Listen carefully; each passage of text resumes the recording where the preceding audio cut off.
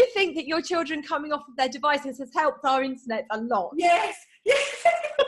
I thought it was a good idea, but no. That's brilliant. It's so funny. So introduce yourself, Joe. Let me know, or let our viewers know, just your name, the name of your business, and what sort of niche or sector it's in. Okay, well, my name's Jo, and the business that I'm developing is called Retro Craft Revival. It's all about teaching retro crafts to people that want to learn how to make a macrame wall hanging, or say do a weaving, or any of those crafts that have died out in the 70s that are really enjoying a renaissance through social media and sites like Pinterest and Instagram. Really, I'm just building a business around teaching people how to make these things, and just really sharing my knowledge along the way. So how long have you been interested in those types of crafts? Well, for quite many years, actually. I really see a beauty in a lot of these crafts and vintage fabrics, and I was making and selling these products that I designed for years and years, and it really satisfied the creative part of my brain, but the business part of my brain, I really knew that it wasn't scalable. So since I've joined the Female Founder VIP Club, I've really just changed my focus to, instead of me making these products with my two hands and being limited in that way, it's just been a shift in my mindset to monetizing my skill set in a different way. So really, I never thought I'd teach, but that's what I'm moving towards: mini courses and sharing my knowledge and making a business out of that, rather than being in my sewing room and working and really not making much money at all. So yeah, okay. I mean, you sort of answered it, because I mean, what I haven't said is that yes, you are a student in the Female Founder Formula, and when you say it wasn't scalable, what do you mean by that? Well, I feel I enjoyed making, but making one-off individual pieces, and it would be the same dilemma for any artist or any maker. You really can only make as much as you can do, and then, you know, if you add up your hourly rate and the time and love you put into it, you really can't just charge so much for an item. So what I was hoping to do was get so good as an artist that I could scale the price up a bit, but I really couldn't grow beyond what I could turn out in my craft room. And I knew that wasn't what I wanted to do, because every time I got an order, I felt under pressure. I didn't necessarily enjoy the making over and over again of the same item. It was the design, the creative side, and it just wasn't really coming together, and I was just stuck making for friends and family and not really ever feeling like I was starting a business, which is what I wanted to do. So I really needed to have somebody come along and say, this is the way forward, or have you looked at it in a different way? So, because I did not want to go back to work, I wanted to utilize my skills and that I've developed over, you know, being at home with the children.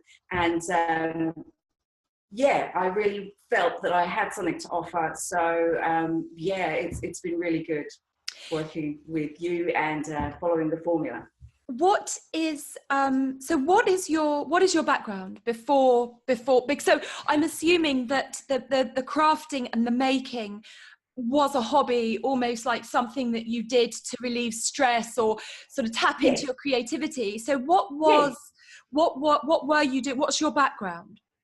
Well, my background is in retail merchandising, retail management, and also product development and wholesaling other people's products. So other people's products in the souvenir industry. I sold them on the shop front. I displayed them in a shop window. I also sold them nationally and as a sales manager, and had staff selling those products. So really wholesale being the middleman.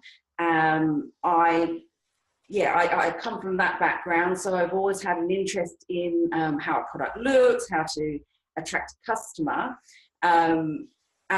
So once I took time out to have children, I had all this creativity still knocking around in me, and I had some business experience as well.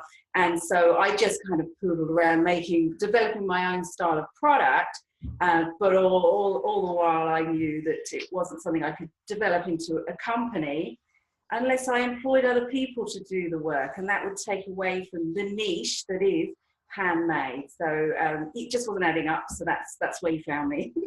Okay, it's so the journey of how have you found the journey of entrepreneurship so far? I mean, just be totally honest. Yes, well, it's been an interesting journey. I've had to develop a real thick skin, really, and not really worry too much about what people think of me. Especially in what way? Expand on that a little bit. Well, okay. So just putting myself in front of the camera to record a tutorial, sharing a journey along the way. I was in the past waiting for everything to be perfect, and then I'd launch it. I'd have a streamlined website, and I realized I might not ever get to that stage. And in the interim, I could be building a following, just sharing my failures and a little bit about what I'm doing. And so I initially needed to be pushed a little bit into doing that. And I found it really rewarding, actually. The more I share, the more I give away free information, and the more personal I make it, the more engaged people are becoming, and so the more rewarding it is for me. It's a win-win, but it's really overcoming that initial putting yourself out there. And once you've been at home, away from the workplace, without that daily kind of validation and practice, it's been quite tough. But I'm finding it a lot easier. The more I do it, the more it's becoming reasonably natural. Yeah.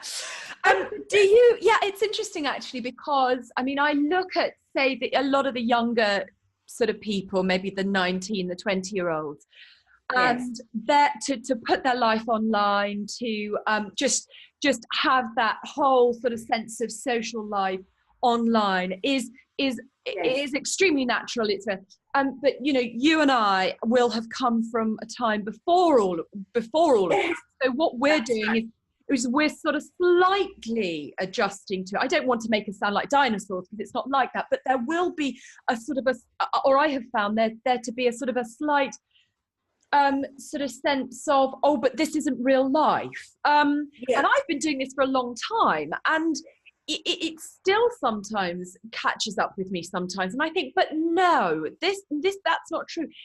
It is actually real life. It's real life today. And yes, of course, we see our friends in real life and in person. Yeah. But if I can communicate with or affect in a positive way someone on the other side of the world, I'm going to bloody do it.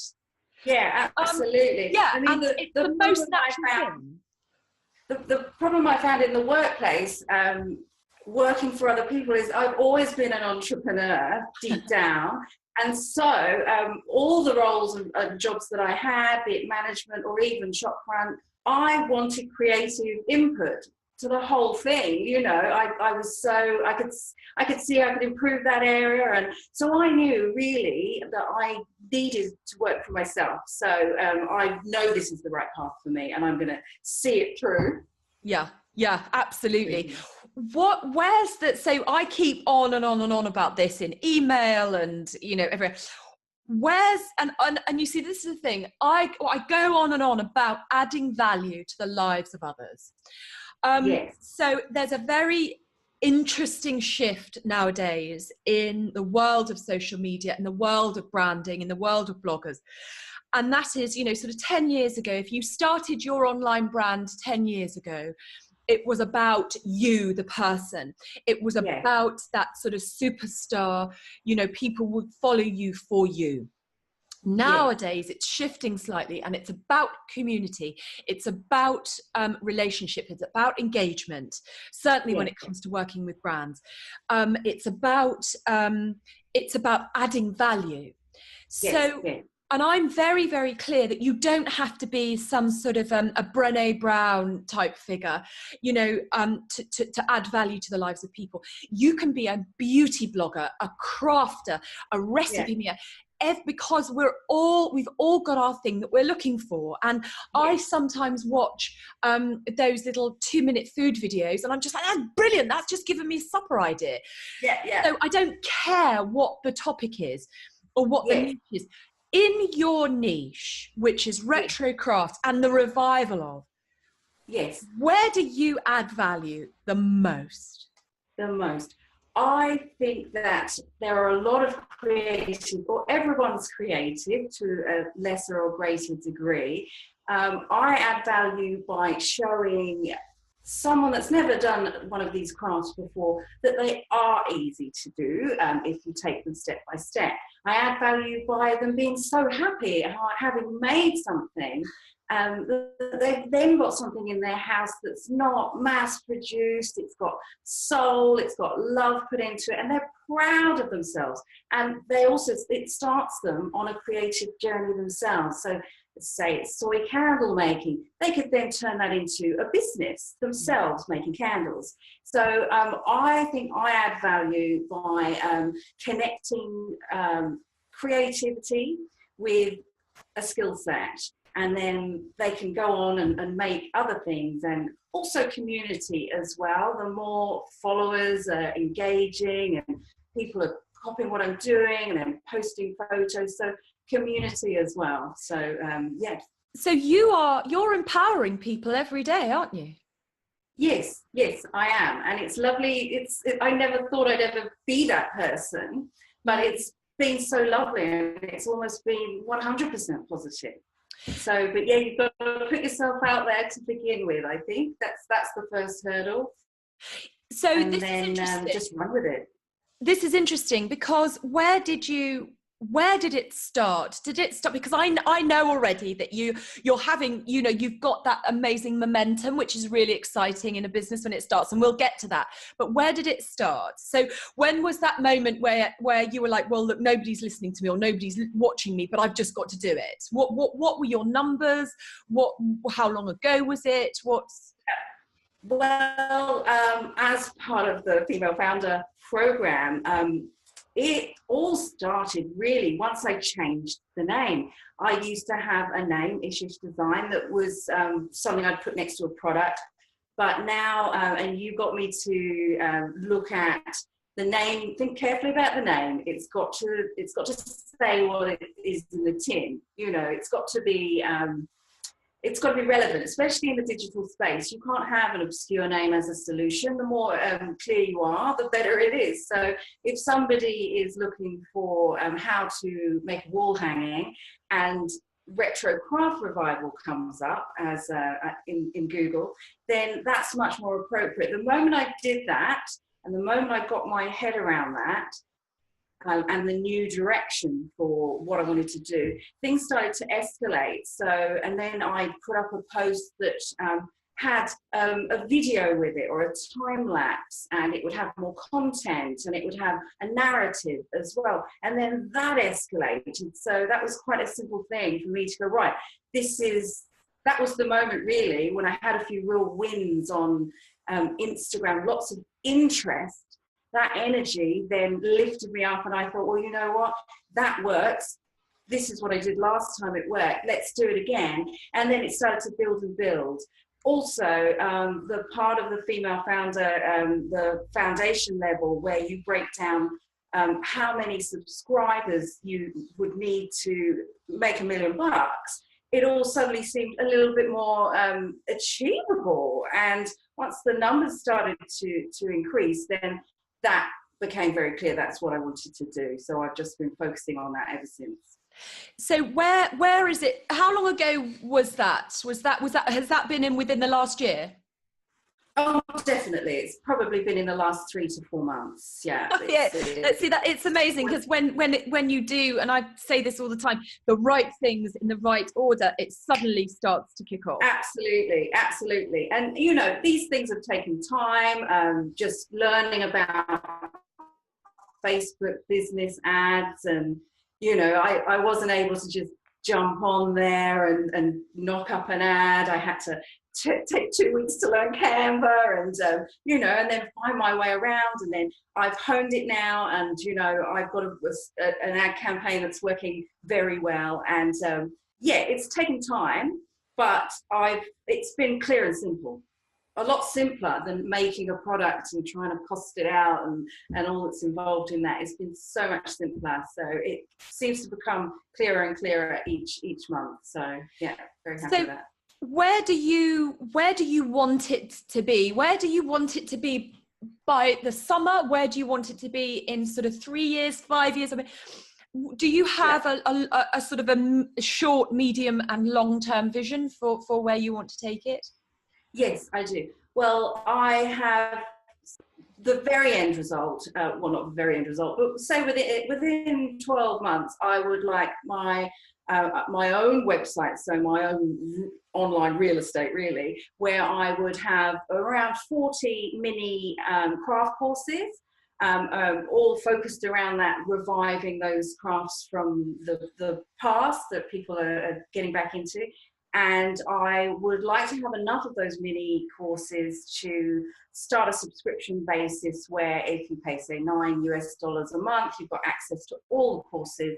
But in the interim, building up to that, I want, so within the next 6 weeks, I'm hoping to get all of my workshop courses recorded and ready to go as a video download. They're already on there as a PDF download. So, and I've also got workshops all through the year plan that will then become video tutorials and PDF downloads.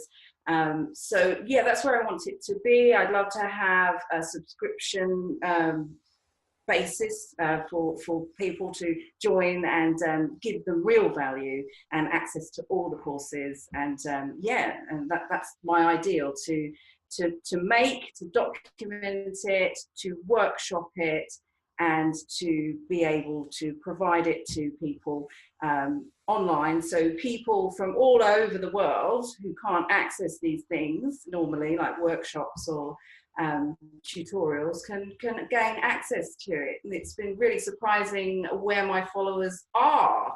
Where are they from? So, Istanbul, Turkey, Brazil, Tehran. And that's been real. Biggest city for me on Instagram is Istanbul. So they obviously have a real hunger. It's amazing. And I would never, ever have thought that. So I truly believe that there is enough for everyone to be doing their own thing and running their own craft businesses, and that the more we support each other, the better everything becomes. It's a big wide world out there, and there's never been a time where we can just target customers and access them and offer your solution to them directly. There's always been a middleman, there's always been retail outlets and wholesale, and now you can just connect straight away, and it's just fantastic. It's very exciting. Well, it is exciting, and that's what, so the whole sort of premise of the message that I try and communicate constantly, and I don't know whether I do it well or not, is, look, there is the ability now to reach people, and there's the ability to create something that you create once and you sell several times, 100 times, you know. And that brings, yes, there is, it's scary, and yes, that you have to get your head around stuff, and you might have to learn new skills, but once it's done, and it can be done, there's an immense amount of freedom that you can sort of gift yourself. Do you, I mean, what have been your big wins? I know in terms of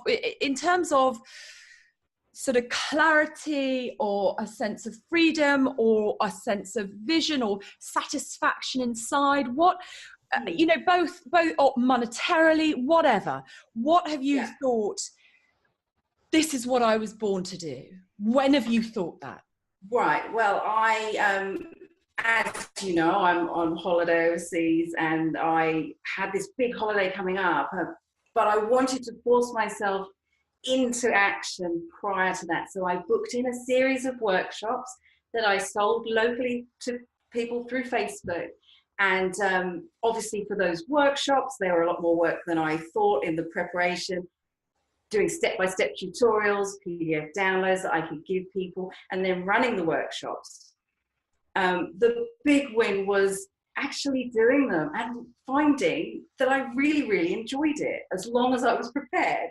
The first one was okay, the second one went brilliantly, and seeing the look on everybody's faces, it was a macrame plant hanging workshop. They all did a group photo at the end, and they all looked so pleased, and they all emailed me, and you know, just that was great, and it was such a confidence boost for me, and it made me realize, yeah, I can do this.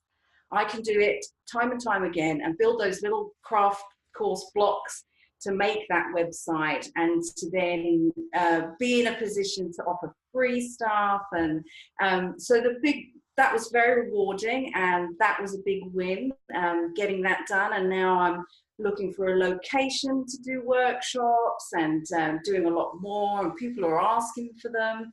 So there's a hunger out there for people to learn, and it's just so rewarding to be able to do that and show people, share my love of these crafts, and just see the look in their faces. And yeah, so that was good to having to do that before I came away on the Christmas break. And yes, so this year, I'm really looking forward to getting into doing more of that, with the whole idea of deconstructing that end goal of having that website that people can just tap into all over the world, and have access to tutorials on how to do these crafts. But not just tutorials, good tutorials, because there's a lot of people doing it on YouTube. You can muddle through, but what I want to do is test it. I'm doing a lot of testing. I've got my mum here making stuff for me, following my tutorials, we're making notes, because I want to deliver something really excellent, because that's the niche. I think there's a lot of information out there, but I don't see that people are doing a full, I mean, I'm sure there are some quality craft websites, but a lot of them you've really got to muddle through a lot of junk before you can learn how to do something. So yeah, to do something well and to really deliver what people are looking for, rather than it being about me or about selling products, to actually help that person make something, that's what inspires me. You see, this is where I think that this is the reason and the crux of why I believe you're having such success and will continue to have such success. There's an amazing book by a chap called Donald Miller, and his book is called Story Brand. And he, and this is how the whole sort of online world with the sort of social media start is shifting. We often see ourselves as, you know, as entrepreneurs, or maybe as the face of a business or a brand.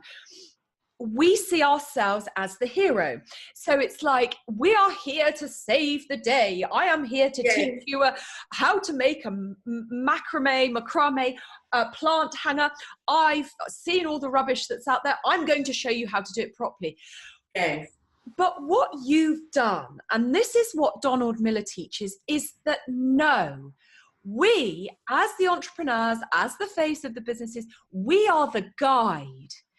The customer is the hero.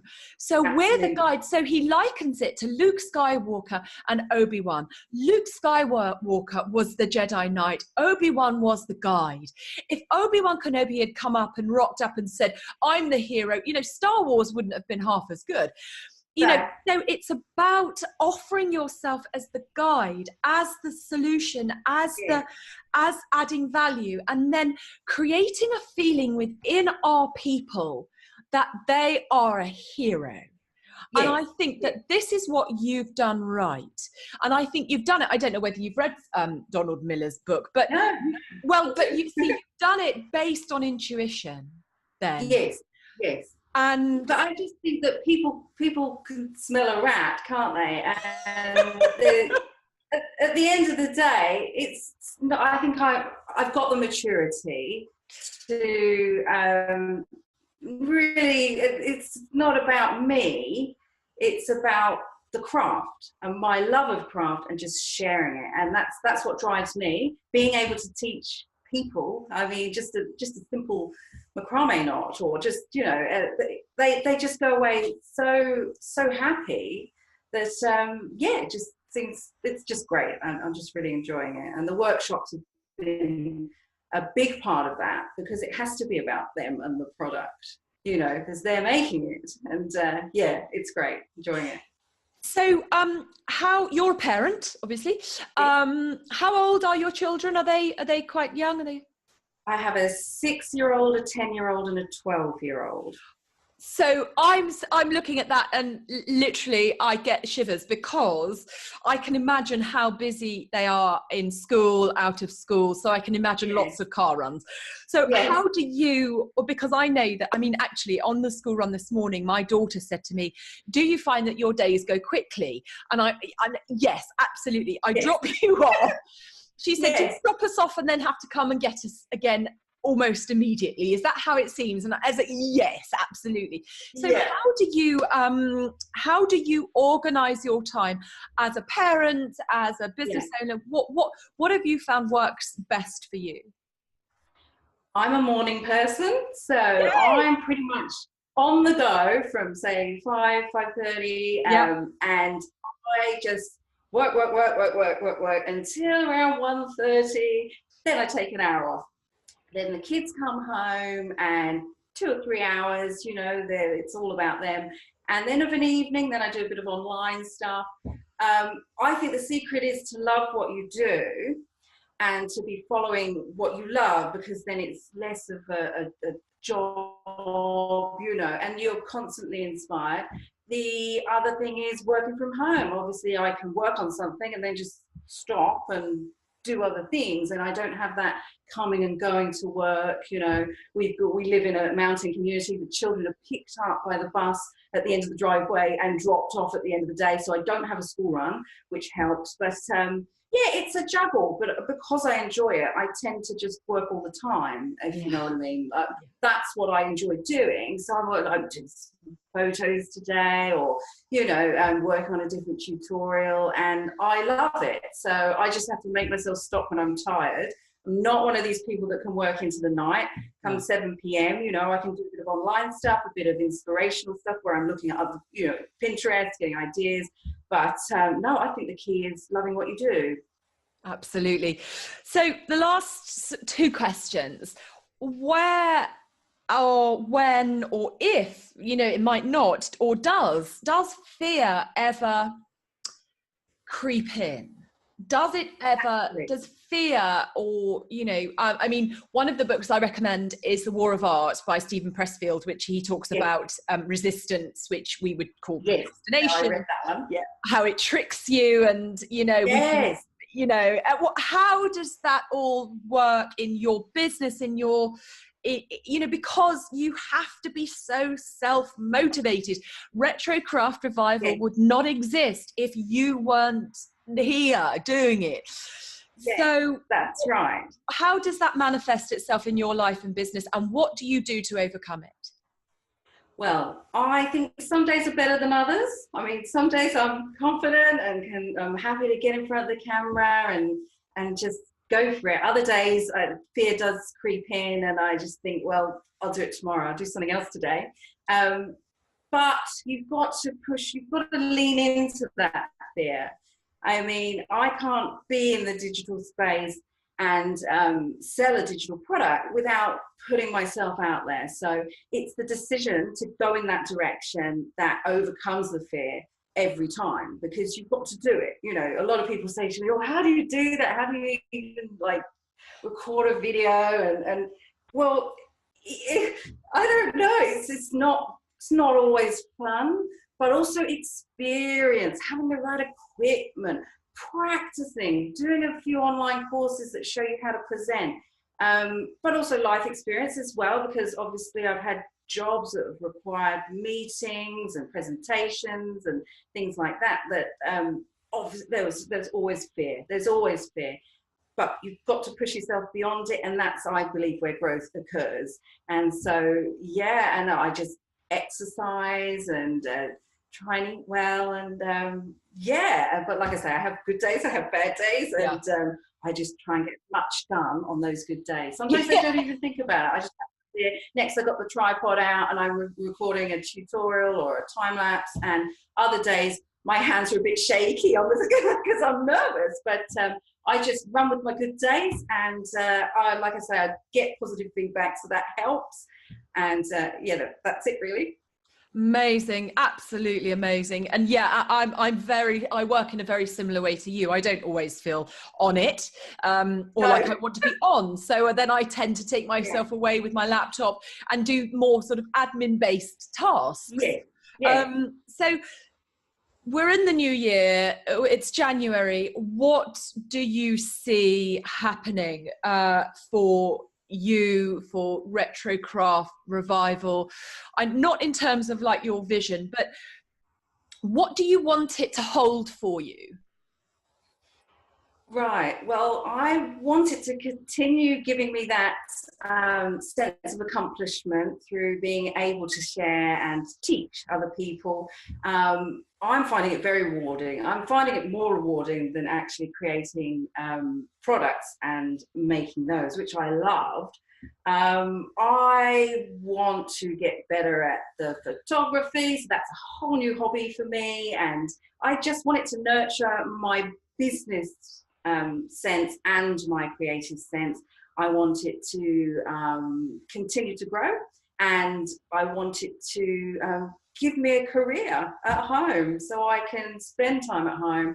Got all the benefits of parenting the kids and being there when they're there, and also streamlining and becoming more efficient, and getting a few processes in there with how I build the courses. And I'm hoping to simplify things and things to really take off. So looking forward to that. What, just because I think this will be really helpful for people, what do you see as your biggest challenge business-wise? Because I see a lot of women that are very creative like yourself, but the thing that they really struggle with is, well, I don't have a business brain, or I don't know. What do you look at in 2019 that you know you have to nail in terms of the business, technically or whatever? What is that? Yeah, okay. Well, the focus for me is going to be YouTube, because that's massive. I've got nothing going on there at the moment. I think that YouTube is going to be huge for me once I master that platform. Branding, I've done no work on branding whatsoever, and that's something that my creative and business mind do kind of gel on, and I've got a very clear idea of how I want it to be, and I know what I want to do. I've just got to knuckle down and do those things. For me, it's not getting distracted, because even, you know, I get asked every few weeks, oh, could you make me this? And it's very tempting to go, oh, yes, okay. And then I've got this order and it's just ruining my life because I can't finish it. So it's just remaining focused. That's a big challenge for me. Knowing what I want and only doing those tasks that lead towards that end result. So it's just clarifying that message, and obviously clerical stuff and bookkeeping and all those things, they are they're on my mind for this year as well, but it's in support of, so I don't think it'll be a problem, but I've just got to spend some time each week sorting out the back office kind of aspects to the business as well. So those are my challenges. And yeah. Well, Jo, thank you so much. This has been just brilliant.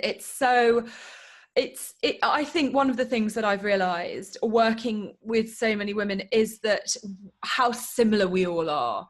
You know, the things that we struggle with, the things that scare us, the things that, you know, set our hearts on fire, is how similar we are. But again, as you said earlier, there is so much room for everyone and everyone's business, and it's this abundance mentality that I really just believe we should all have, because it wouldn't actually matter if I was running a business that was very similar to you. I am not you. You are not. And we each have separate things to offer our people. And the market's wide. Yes. Yeah. And so I think this is going to be so helpful for people. And guys who are watching, I'm going to put all of Jo's links once she sent them to me, every single one of them, down below in the little bit below this video. So you will be able to follow Jo on Insta and everywhere, and I'll update them. So once her channel's up and running on YouTube, I will. Oh, and Jo, just let you know, in Master Your Platform, we have a whole section on YouTube. So you will know how to do it. Interesting. Yeah, no, I'm looking forward to that. I can't wait. You will get, and Pinterest. So you'll have all of that. So, just want to get into it. Jo, thank you so much for doing. Oh, you're very welcome. I'm going to say goodbye now for the video, and then I'll touch base with you for just a moment afterwards, so I can sort of edit this. So Jo, thank you so much for everything. That's Jo from Retro Craft Revival. Thank you.